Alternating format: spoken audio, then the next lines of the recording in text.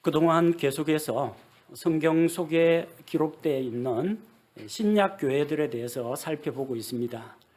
예루살렘 교회, 그리고 또 안디옥 교회, 또 사도행전에 기록되어 있는 여러 교회들, 그리고 신약 서신서 가운데에서 갈라디아 교회, 에베소 교회, 빌립보 교회, 골로새 교회, 데살로니가 교회, 이런 교회들을 쭉 살펴보았습니다. 그리고 요한계시록에 기록되어 있는 소아시아 지역에 있는 7교회에 대해서 또 차례로 살펴보고자 합니다. 오늘은 요한계시록에 나오는 소아시아 지역 7교회들 가운데 가장 먼저 등장하는 에베소 교회에 대해서 살펴보려고 합니다. 에베소 교회에 대해서는 이미 지난 12월에 말씀 위에 세워진 에베소 교회라는 설교를 통해서 다룬 적이 있습니다. 그 바울이 에베소 지역에서 사역을 할 때, 에베소 지역에서 사역을 한 이후로 약 40년이 지나서 다시 예수님의 말씀을 받아서 에베소 교회에 편지를 보냅니다. 40년이 지나는 동안 에베소 교회도 여러 가지 사건들이 많이 있었고 또 많은 변화가 있었습니다. 그래서 오늘은 예수님께서 사도 요한에게 에베소 교회의 천사에게 이런 내용을 편지로 써 보내라 하셨는데 그 내용이 오늘 우리가 읽은 본문의 말씀입니다. 우리는 예수님께서 에베소 교회에 주신 말씀을 통해서 주님께서 기뻐하시는 교회는 어떤 모습인지, 또 우리 교회는 어떠한 모습을 본받고 어떤 모습을 피해야 할지 오늘 말씀을 통해서 분별을 하고자 합니다.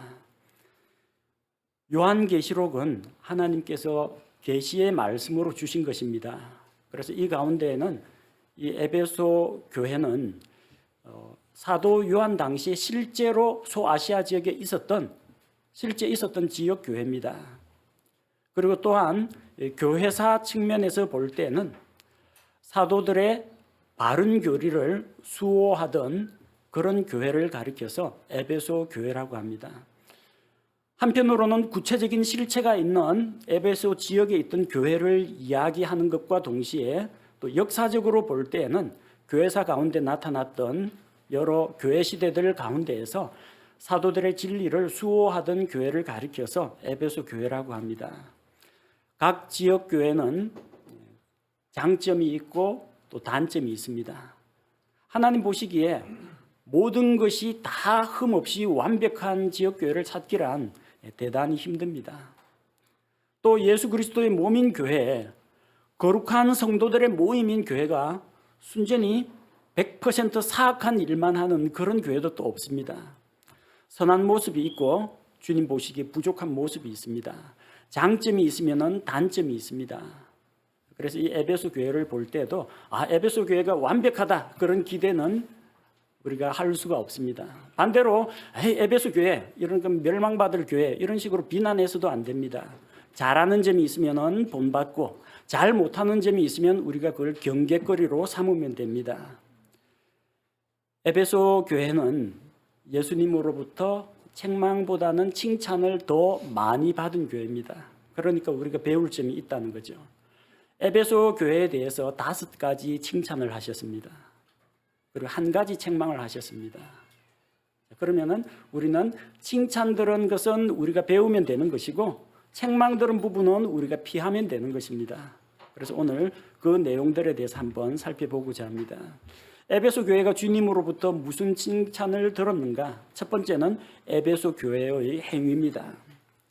2절에 보니까 내가 내 행위와 수고와 인내와 또 내가 악한 자들을 용납하지 못함을 아노니 내 행위를 안다라고 하셨습니다.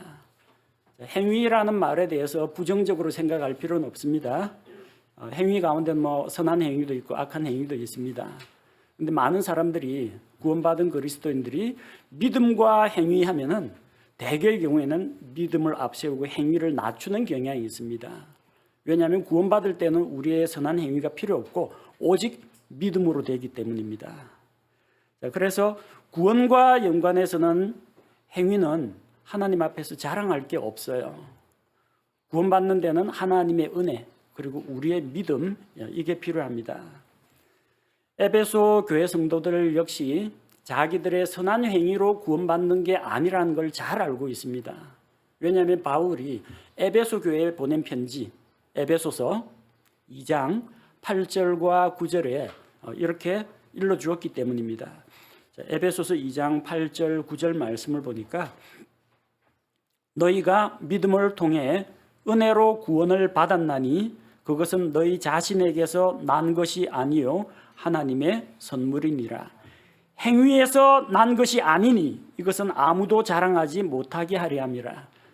에베소 교회 성도들에게 이미 다 이야기해 줬어요. 구원은 하나님의 은혜로 믿음을 통해 받는 것이지 우리에게서 나는 게 아니고 선한 행위로 말미암지 않는다는 것을 이야기했습니다. 에베소 교회 성도들 이걸 알고 믿고 구원받은 성도들입니다. 그들이 하나님 앞에서 구원받기 위해서 선한 행위를 열심히 한 건 아닙니다. 예수님께서는 에베소 교회가 믿고 구원받았을 뿐만 아니라 그 믿음의 열매, 그들이 보여준 믿음의 행위에 대해서 알고 계시다고 하셨습니다. 그들이 구원받기 위해서 선한 행위를 많이 했다는 이야기가 아니라 예수님을 믿고 구원을 받았는데 구원받은 이후에 믿음에서 난 선한 열매들이 많았다는 것입니다. 그래서 본문에 나오는 행위는 구원받기 위한 행위가 아니라 구원받은 결과로 드러나는 삶의 선한 간증들, 바로 믿음의 행위라고 보시면 됩니다. 믿음이 있으면 행위는 따라옵니다. 행함이 없는 믿음은 죽은 것이라고 했습니다. 야고보서 2장 17절에서는 이와 같이 믿음도 행위가 없으면 그것만으로는 죽은 것이니라. 죽었는지 살았는지 어떻게 알 수 있느냐? 생명 현상이 있으면 살아있는 것이고 생명 현상이 없으면 죽은 것입니다. 자, 이 씨앗이 있는데 이 씨앗을 화분에다 심었어요. 따뜻한 곳에 두고 물을 줍니다. 이 씨앗이 정말로 살아있다면, 그 안에 생명이 있다면 물 주면 싹이 나옵니다. 그리고 떡잎이 나오고요. 그리고 가지가 뻗고 또 줄기가 퍼져나가면서 잎사귀가 달리고 꽃이 피고 열매가 맺힙니다.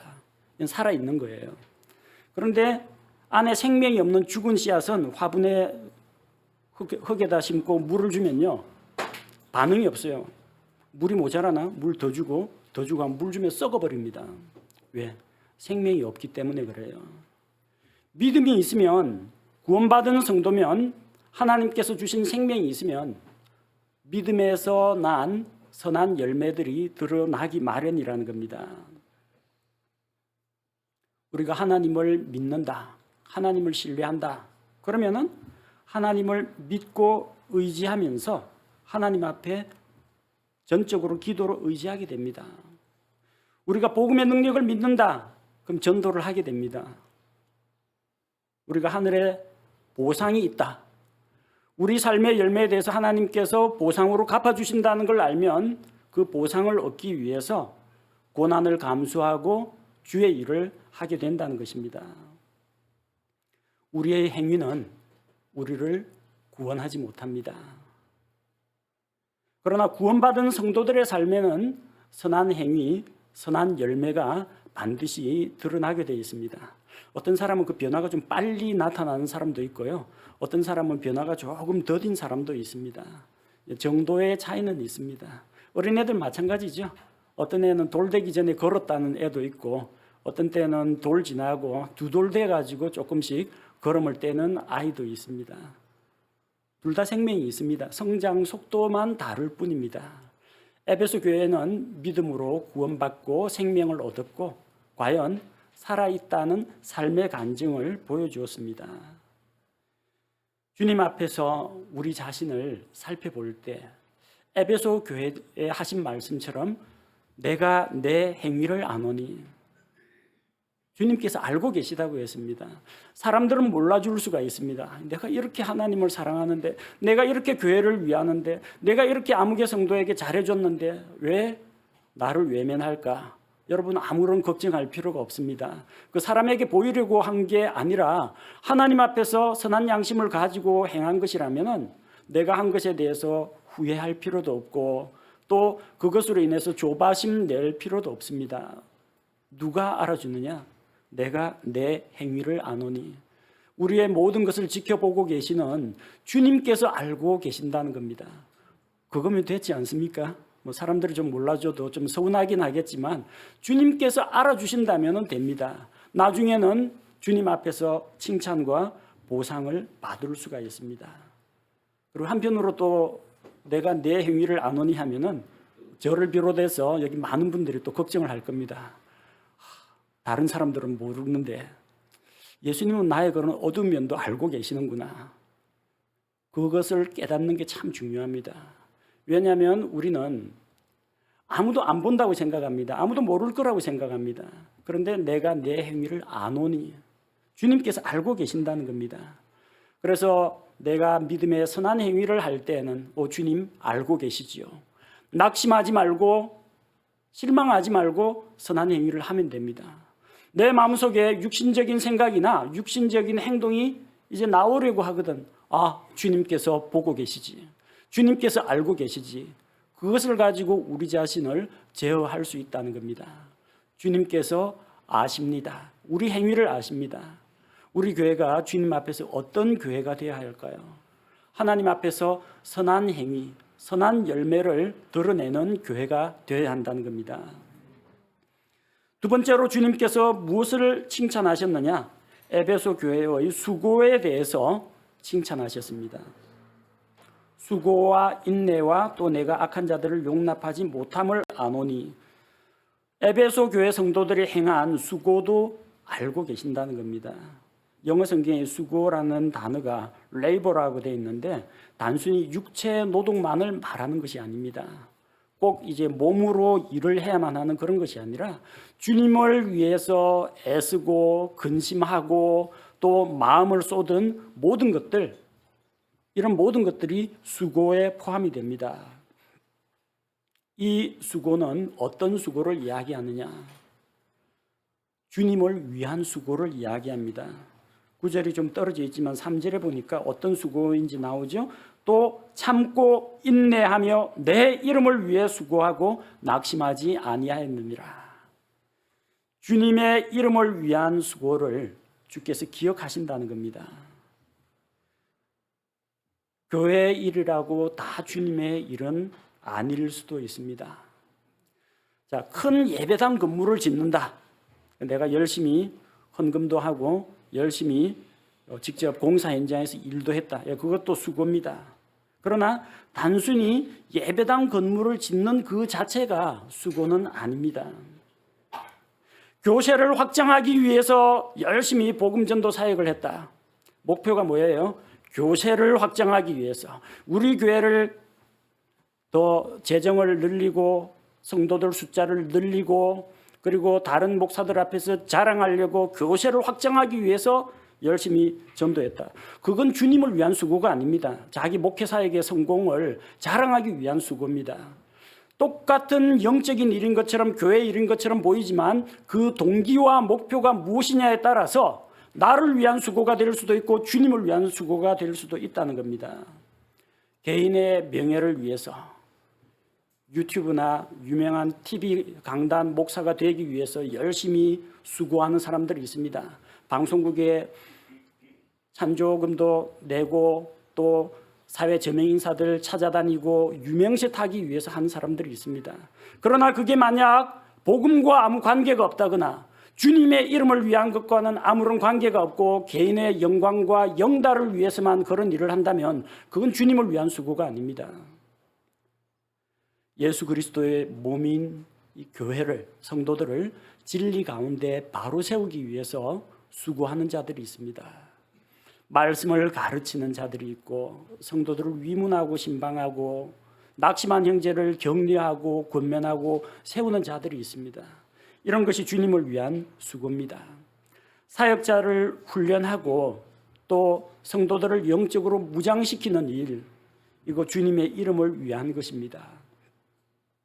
성도들에게 식사 한 끼 대접하고 물 한 잔을 대접하더라도 이것이 정말 사랑에서 우러나온 그런 섬김이라면 주님의 이름과 주님의 영광을 위한 수고가 될 수가 있습니다.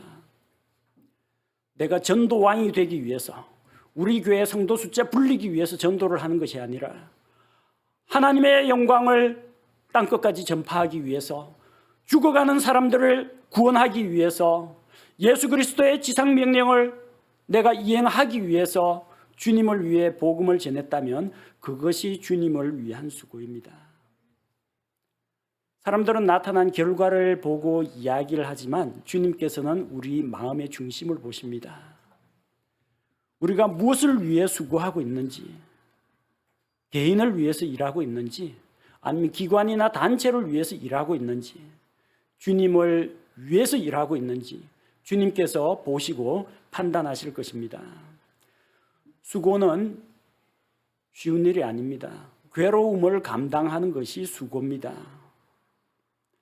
이 수고로 인해서 에베소 교회 성도들은 3절 말씀처럼 참고 인내했다는 겁니다.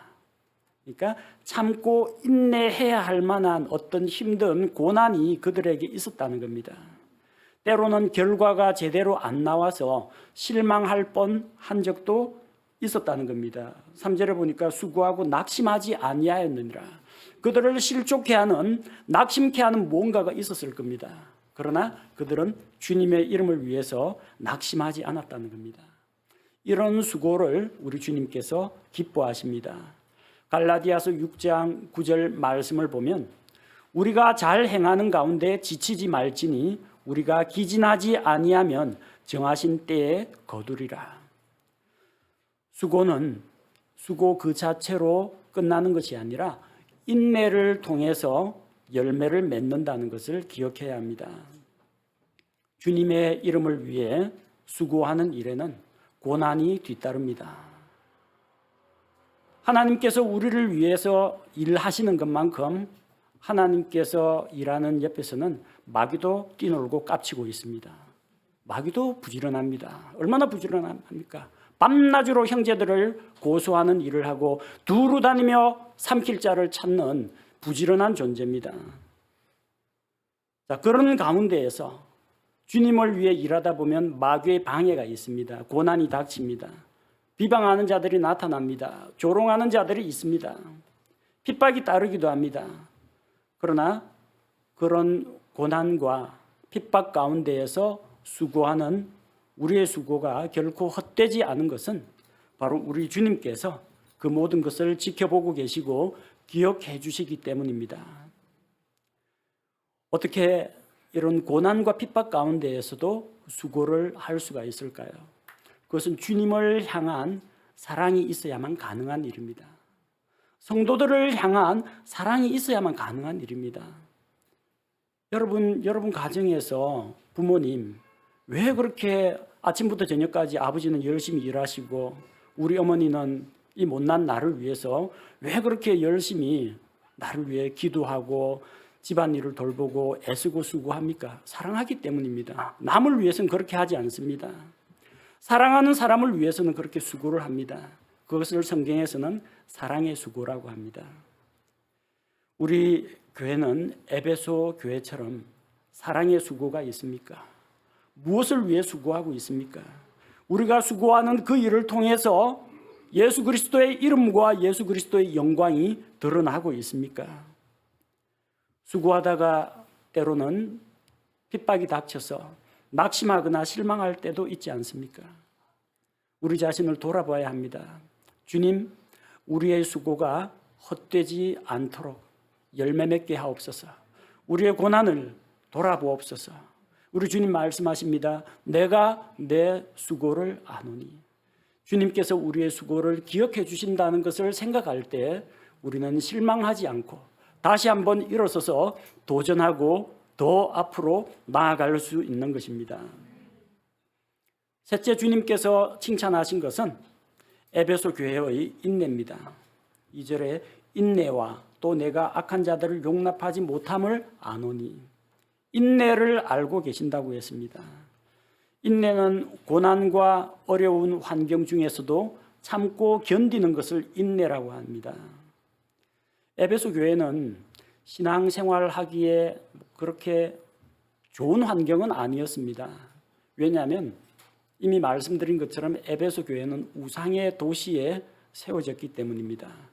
에베소 사람들은 이 다이아나 여신, 이 아르테미스, 아데미, 이 다이아나 여신을 섬기는 그런 우상의 도시였습니다. 그 지역 도시 사람들뿐만 아니라 아예 행정 관료부터 그 도시에는 이 다이아나 여신을 섬기는 공식적인 관에서 주도하는 그런 행사까지 있을 정도입니다. 이런 문화 환경 속에서 신앙생활을 한다는 것은 대단히 힘든 일이었습니다. 이 교도들이 자기들의 여신을 섬기지 않고 예수 그리스도를 믿고 하나님을 섬기라고 하면은 가만히 두질 않습니다. 이 교도들로부터 많은 박해를 받았습니다. 또한 에베소 지역은 로마의 통치권 하에 있는 도시였습니다. 그래서 에베소 지역 사람들은 로마 황제를 섬겼습니다. 황제를 최고 정치인으로서 존중하고 경의를 표하는 그런 정도가 아니라 황제는 신의 아들인 양 황제에게 황제 신상을 만들어 놓고 그 앞에서 경배하도록 했습니다. 만약 이거 거부하면 어떻게 되느냐? 로마 제국에 대한 반역자로 찍힙니다. 그러니까 일반 사회 환경도 지금 이교도들이 가득한 우상의 도시인데 이 황제 숭배 거부하면은 이거 목숨 내놓을 각오를 해야 된다는 겁니다. 이 나사렛 이단을 추종하는 로마 황제 카이사르를 인정하지 않는 기독교인들 해가지고 핍박이 일어나는 겁니다. 이런 가운데에서도 그들은 자기들의 믿음을 지켰습니다. 에베소 교회는 고난과 핍박을 받았지만 그런 환경에서도 참고 견디면서 소망을 키웠습니다. 로마서 5장 3절과 4절 말씀을 보겠습니다. 로마서 5장 3절과 4절 말씀을 보니까 그리할 뿐 아니라 우리가 환난도 기뻐하나니 환난은 인내를 인내는 체험을 체험은 소망을 이루는 줄 우리가 아느니라. 환난은 우리의 인내를 키워줍니다. 환난을 통해서 고난을 참고 견디는 것을 배웁니다. 그 인내라는 것이 네가 이기나 내가 이기나 해보자 하고 고집으로 되는 게 아니고요. 자기 신념으로 되는 게 아닙니다. 어떻게 하면 인내할 수 있습니까? 언젠가는 고난이 끝난다. 고난 이후에는 영원한 보상이 있다. 그 소망이 있기 때문에 인내할 수 있는 겁니다. 우리 대학에 들어간 우리 청년 형제 자매들 옛날 한번 생각해 보십시오. 고등학교 3년 기간 힘들고 어려운 시기 어떻게 보냈습니까? 소망이 있지 않습니까? 시험 끝나면은 이제는 성인이 된다. 대학에 들어간다. 혹은 사회로 진출한다. 나름대로 이런 꿈과 소망이 있기 때문에 힘든 거 견디지 않았습니까? 군대 다녀오신 형제 여러분, 힘든 군 생활 어떻게 버텼습니까? 조금만 참으면 휴가 나온다. 그리고 카운트다운해서 언제 전역한다. 평생 동안 군에 갇혀서 못 나온다. 물론 군에 평생을 바치시는 분도 계십니다. 그런데 의무복무로 들어간 사람들은 전역할 날을 소망하며 기다립니다. 그 희망이 있으니까 이제 조금만 더 참으면 된다. 그 희망을 가지고 또 군복무를 성실하게 감당할 수 있는 거 아닙니까? 아무런 소망이 없다라고 하면은 어떻게 견딥니까? 인내심이 바닥납니다.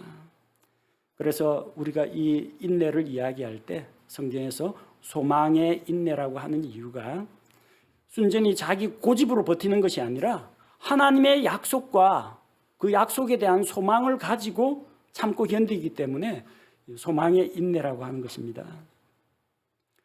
우리보다 앞서 신앙생활을 했던 믿음의 선배들은 예수님의 이름을 위해서 많은 고난과 핍박을 받았습니다. 지금 우리가 신앙생활을 하는 것은 로마 제국 시대나 가톨릭이 지배하던 중세 시대에 비하면 우리는 참 편하게 신앙생활을 하고 있는 겁니다. 물론 편안한 생활을 주신 것도 하나님께 감사드리고요.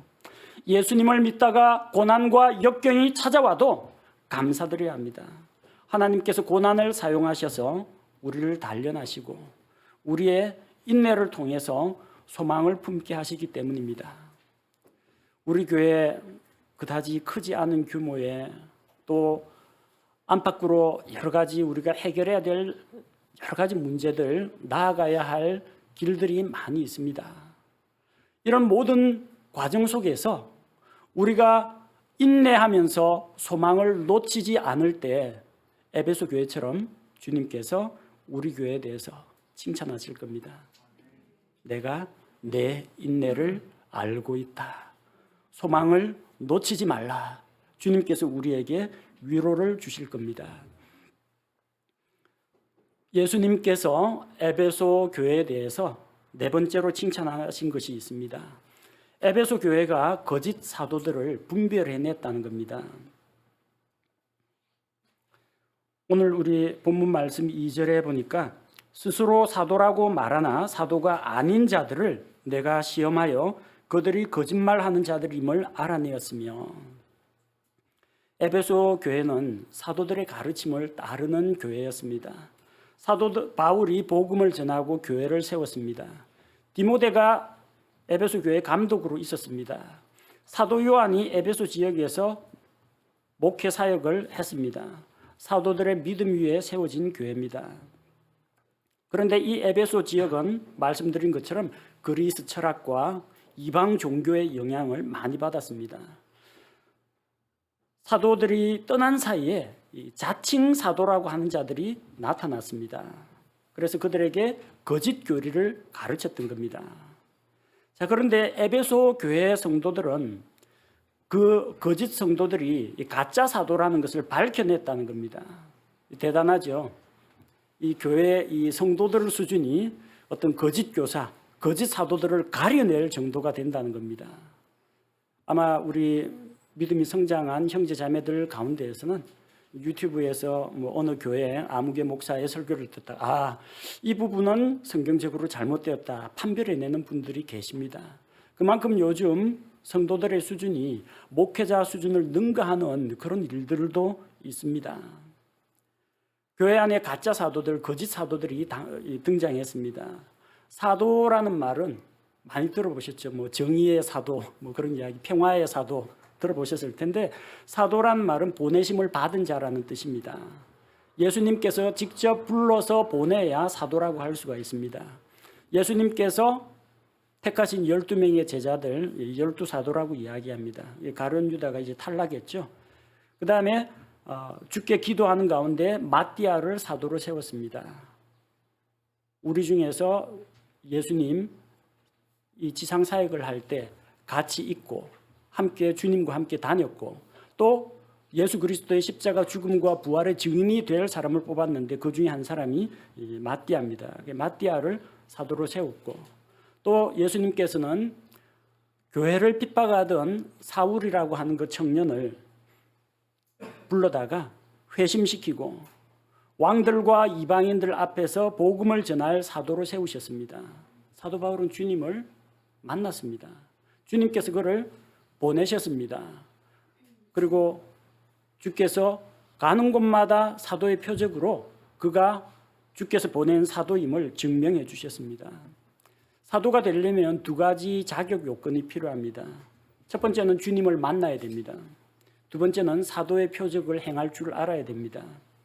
고린도전서 9장 1절에 바울이 자기의 사도권에 대해서 변호를 합니다.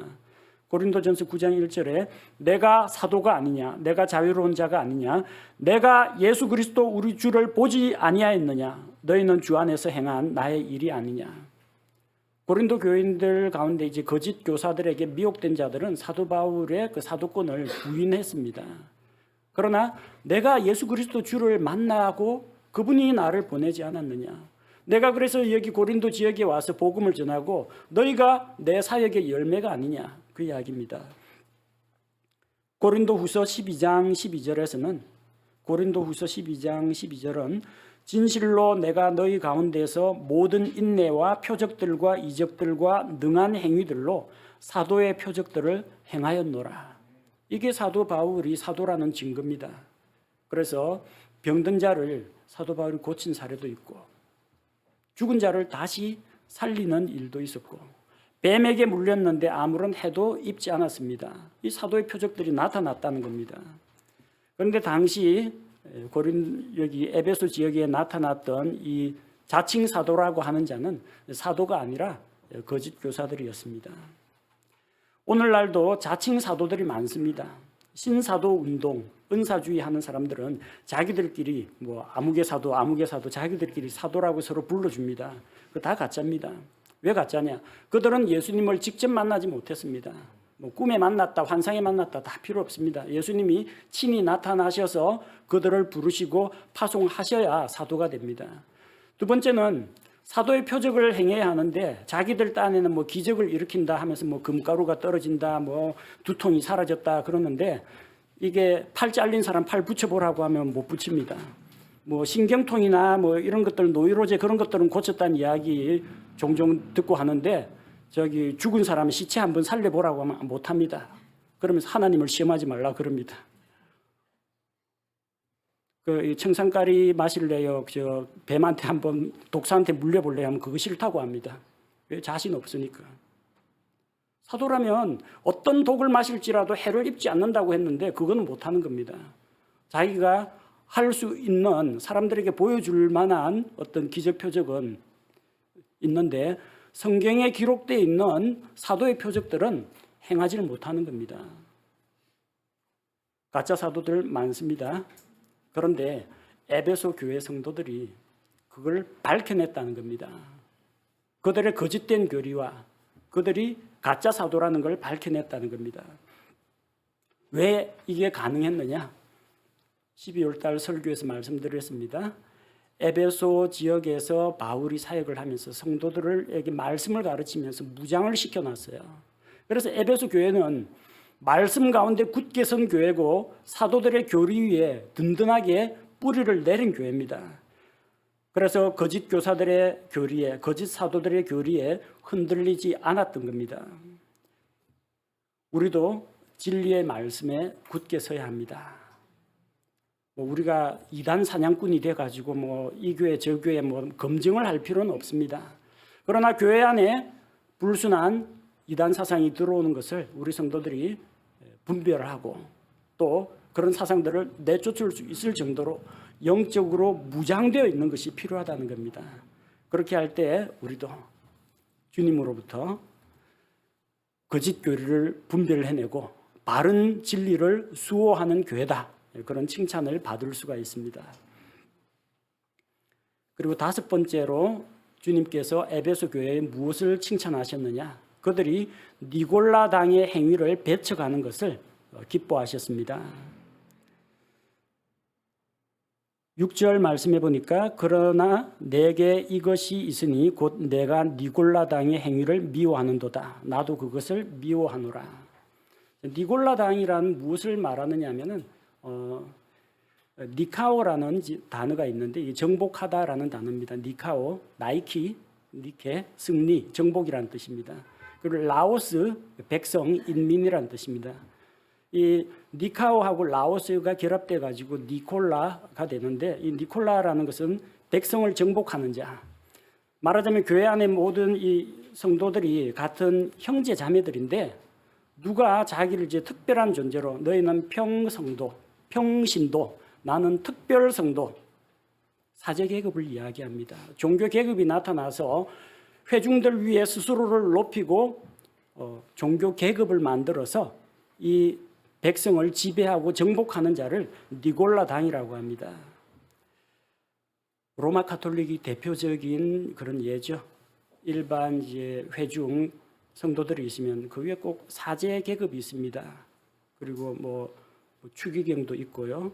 그 다음에 그쪽에 보니까 뭐 교황도 있고 계급이 여럿 있습니다. 위계 서열이 있어요.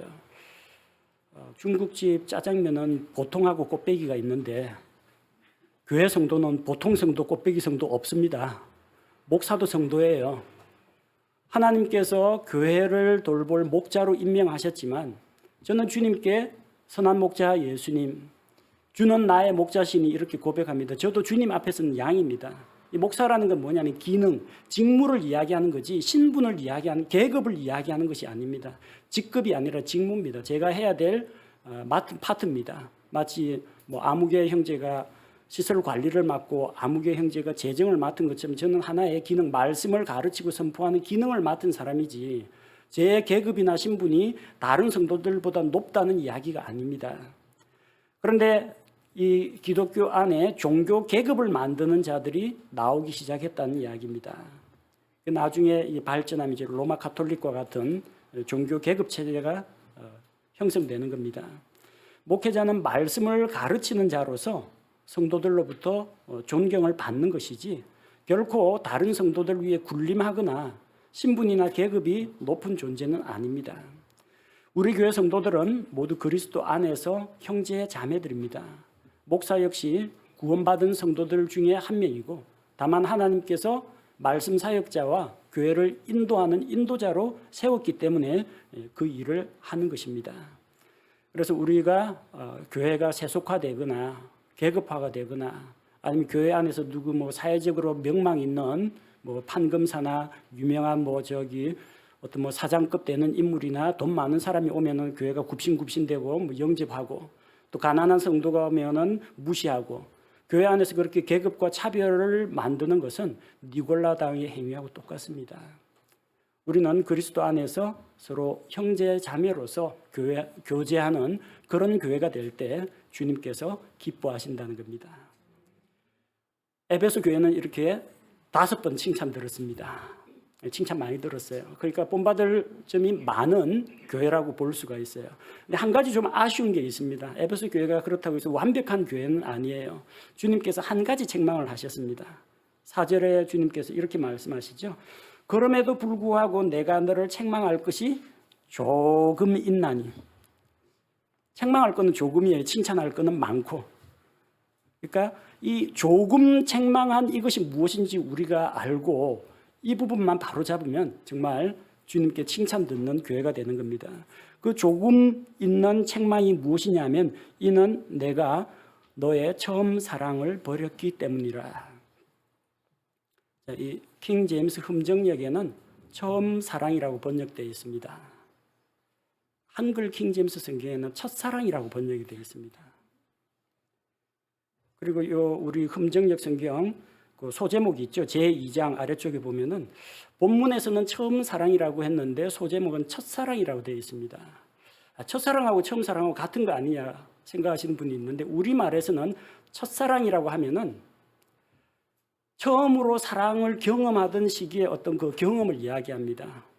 첫사랑은 실패작으로 끝난다. 이런 말이 있는 것처럼 혹은 여러분 학교 다닐 때 선생님들한테 질문 많이 했죠. 선생님, 첫사랑은 누구였어요? 그러죠.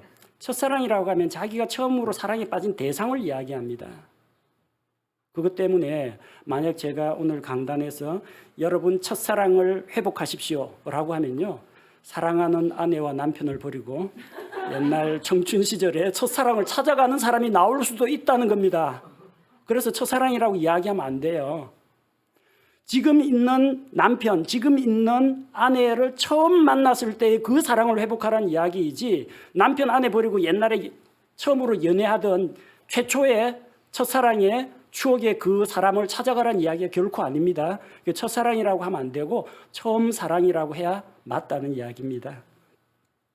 왜냐하면 이걸 첫사랑이라고 하면은 여러분 태어나면서 첫사랑이 예수님이 아니었던 사람들이 있을 수가 있어요. 예수님을 믿기 전에 내가 돈을 사랑했던 사람도 있고 권력을 사랑했던 사람도 있고 명예를 사랑했던 사람도 있고 세상을 사랑했던 사람도 다 있습니다. 예수님 믿기 전에 나의 첫사랑은 세상이었습니다. 근데 첫사랑을 회복하라 그러면 세상으로 돌아가라 이런 이야기가 되어버린다는 겁니다. 그런 첫사랑이 아니고요. 내가 주님을 처음 만났을 때의 그 사랑, 그때의 순수한 마음, 열정, 그 시절을 상기하고 그것을 돌아가야 하는데 이 사람이다 보니까 시간이 흐름에 따라서 처음 사랑이 점점 식어갈 수도 있다는 겁니다. 옛날에는 데이트할 때 이주옥 자매 데이트할 날이 다가오면 가슴이 벌렁벌렁거리고 호흡이 가빠져가지고 어쩔 줄 몰랐는데 요즘은 자리에서 같이 자고 일어나면은 멀뚱멀뚱 봅니다. 옛날과 같은 그런 어떤 뜨거운 마음이나 열정 같은 것들은 많이 식었습니다. 사랑 안 한다는 이야기가 아니라 그 처음에 가졌던 그 순수한 열정과 감격, 그것은 우리가 계속 유지되기가 참 힘들다는 것을 이야기하는 겁니다. 처음 누군가를 만나서 사랑에 빠졌을 때 서로 애타게 그리워합니다. 모든 관심이 상대방에게 쏠립니다. 전화를 하고 싶고 이 사람에게서 왜 연락이 안 오는지, 문자 보냈는지 왜 빨리 읽고 답장을 안 하는지 마음에 조바심이 납니다. 모든 관심이 상대방에게 쏠리고 뭐 맛있는 거 먹다 보면 그 사람하고 같이 왔으면 좋았을 텐데 이런 생각을 합니다. 그러다가 결혼하고 나면은 조금 심드렁해집니다. 열정이 식습니다. 상대방에게 흥미나 관심이 좀 떨어집니다. 물론 이제 결혼한 이후에는 오로지 열정만 먹고 살 수는 없죠. 사랑과 책임과 이게 동반되어 가지고 같이 나아가는 겁니다. 이전과 같이 막 끓어오르는 이런 열정은 아니지만 뚝배기처럼 은은하게 오래가는 그런 사랑의 열정 지금 다 가지고 있기 때문에 가정생활이 유지가 되는 겁니다. 에베소 교회 성도들은 처음 주님을 믿었을 때 아주 주님을 뜨겁게 사랑했습니다. 이 교도들의 박해, 로마 제국의 박해를 견뎌가면서 오 주님, 주님을 부르짖으면서 그렇게 열렬히 사랑했는데 시간이 지나면서 열정이 조금씩 식기 시작했습니다. 더군다나 막 이단 교리들이 판을 치고 가짜 사도가 나타나고 하니까 사람이 냉철해집니다. 냉철해지는 그런 머리를 가지고 비판을 합니다. 이 교리가 수상해. 저 사람 이런 말을 했는데 이거 한번 다시 검증을 해봐야 되겠어. 신경이 날카롭게 곤두서 있습니다. 물론 이제 머리는 차갑게, 가슴은 뜨겁게라는 말이 있습니다. 근데 머리가 차가운 이성으로 가득 차다 보니까 어느덧 나의 감정도, 열정도 냉랭하게 식어버렸다는 겁니다. 냉철한 머리로 진리를 분별하고 교회를 지키기 위해서 수호하고 하다 보니까 마음까지도 차갑게 변해버린 겁니다. 그렇다고 에베소 교회 성도들이 처음 사랑에서 처음 사랑을 버렸다고 했지 사랑하지 않는다라, 주님을 사랑하지 않았다는 이야기는 아닙니다. 처음 사랑을 버렸다는 겁니다.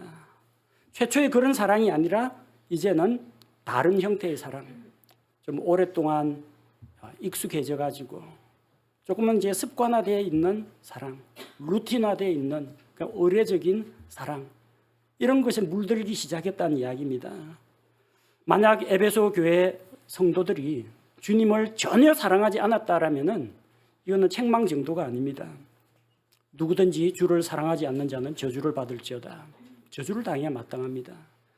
그들에게 문제가 있었다는 것은 주님을 사랑 안 해서 문제가 된 것이 아니라 처음에 그 사랑, 주님을 처음 만났을 때 그 처음 사랑에서 멀어졌기 때문에 주님께서 안타까워하신 것입니다. 그래서 그 처음 사랑을, 주님을 처음 만났을 때 그 처음 사랑을 다시 회복하는 것이 필요했다는 겁니다. 에베소 교회 성도들이 믿음의 행위를 하고 주의 이름을 위해서 사랑으로 수고하고 또 소망 가운데서 인내하고 바른 교리, 바른 진리를 수호한다고 할지라도 주님을 향한 그 간절하고 뜨거운 사랑이 없다면 아무것도 아닙니다. 우리는 주님을 사랑하고 있습니까? 당연히 사랑하고 있죠. 근데 지금 내가 주님을 사랑한다 이 고백하고요, 내가 예수님 믿고 구원받았을 때 그때의 그 사랑하고 한번 비교를 해보십시오. 조금 부끄러워집니다. 주님, 제가 이렇게 변해버렸네요. 신앙의 지식은 늘어나고 신앙의 경륜과 경험은 늘어났을지 모르지만 그때의 간절한 마음과 그때의 순수한 열정은 이제는 그 이전만 못합니다라는 고백을 합니다. 우리는 주님을 사랑하고 있습니까? 이전보다 더욱 사랑하고 있습니까? 주님 앞에서 우리가 이걸 돌아봐야 됩니다. 그 칭찬을 많이 들었던 에베소 교회도 요거 하나는 지적을 받았습니다. 주님께서는 야단만 치고 흥 하고 고개를 돌리는 분이 아닙니다. 해결책을 같이 주신다는 겁니다. 에베소 교회에게 주님께서 해결책을 주셨어요. 5절 말씀에 기록되어 있습니다. 그러므로 내가 어디로부터 떨어졌는지 기억하고 회개하며 처음 행위를 하라. 3단계로 나뉘어져 있습니다. 기억하라, 회개하라, 행위를 하라. 제일 먼저 첫 단계는 어디로부터 떨어졌는지를 기억하라는 겁니다. 어디로부터라는 것은 주님을 처음 만난 그 처음 사랑의 상태를 기억하라는 이야기입니다. 저나 여러분이나 아마 경험이 비슷할 것 같습니다. 예수님 처음 믿고 구원받았을 때 얼마나 좋았는지 몰라요. 일주일 가운데 시간이 흐르면 흐를수록 어서 일요일이 다가왔으면 예배를 기다리게 되었습니다. 뭐 교회 안에 보고 싶은 사람이 있었던 건 아니고 하나님께 예배드리는 시간, 성도들이 모여서 함께 찬양하는 그 시간을 마음속에서 기다리게 되었습니다. 여러분 지금도 예배가 그립고 기다려집니까? 사랑의 불씨가 남아있는 겁니다.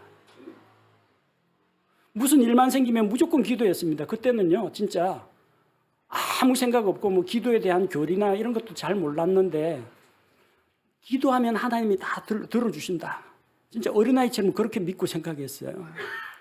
억울한 일 당하면 내가 예수 믿는다고 교회 나간다고 친구들이 조롱하고 가족들이 뭐 반대하고 하면은 울면서 하나님 앞에 가서 다 일러 바쳤어요. 울면서 하나님만이 내 기도를 들어주신다고 생각하고 하나님 앞에서 성경 읽는 거, 성경 말씀이 그렇게 달았습니다.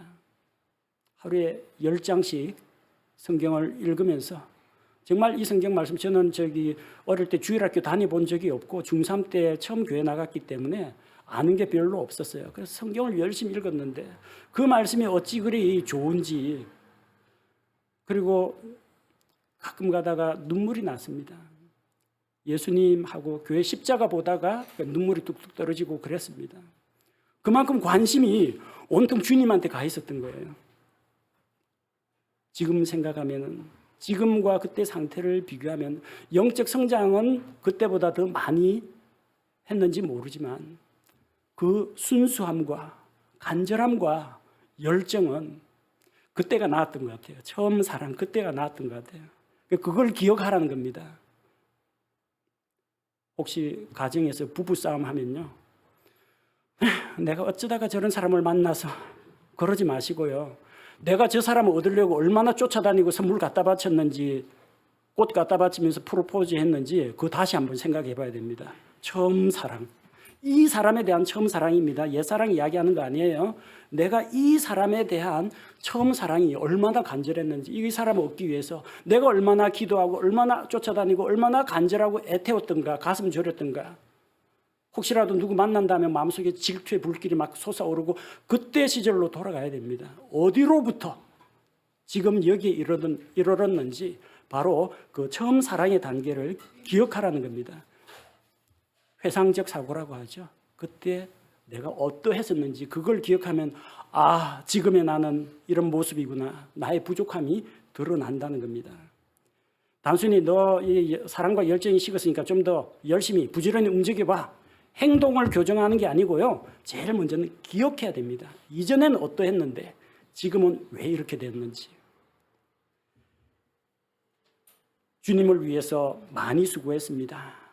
진리를 위해서 사투를 벌였습니다. 하지만 그러는 와중에 주님과 교제하는 일에는 소홀했습니다. 그게 에베소 교회의 상태입니다.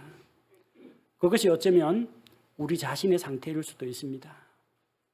여러분 오늘 한번 내가 처음 예수님 믿었을 때 그때 과거를 한번 회상해 보시고 그때 주님을 향한 나의 처음 사랑이 얼마나 뜨겁고 간절했는지 꼭 기억하는 시간 가지시기 바랍니다. 둘째는 회개하라고 했습니다. 회개하라 이러니까 지옥 갈 인생들아 전부 다 죄를 회개하고 나오라. 그 회개만 말하는 게 아닙니다. 에베소 교회 성도들은 교회 성도이기 때문에 이미 구원받은 사람들입니다.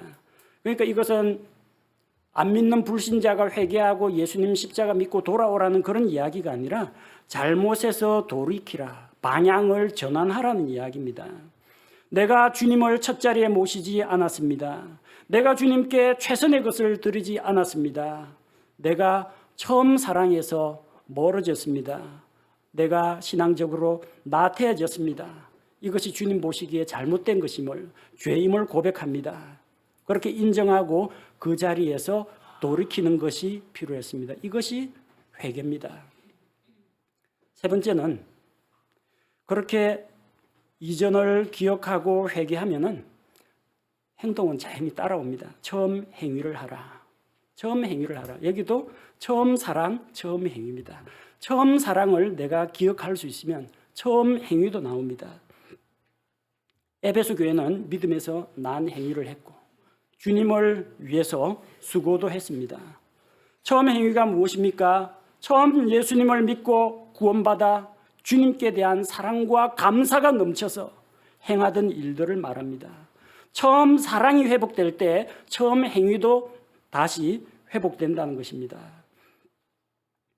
우리의 잘못된 행동을 교정한다고 해서 우리 자신이 바로 잡히진 않습니다. 먼저 내 마음속에 있는 내 마음속의 동기, 주님을 향한 태도, 주님을 향한 그 사랑, 열정, 이것이 회복될 때, 처음 사랑이 회복되면 처음 행위도 회복이 된다는 것입니다.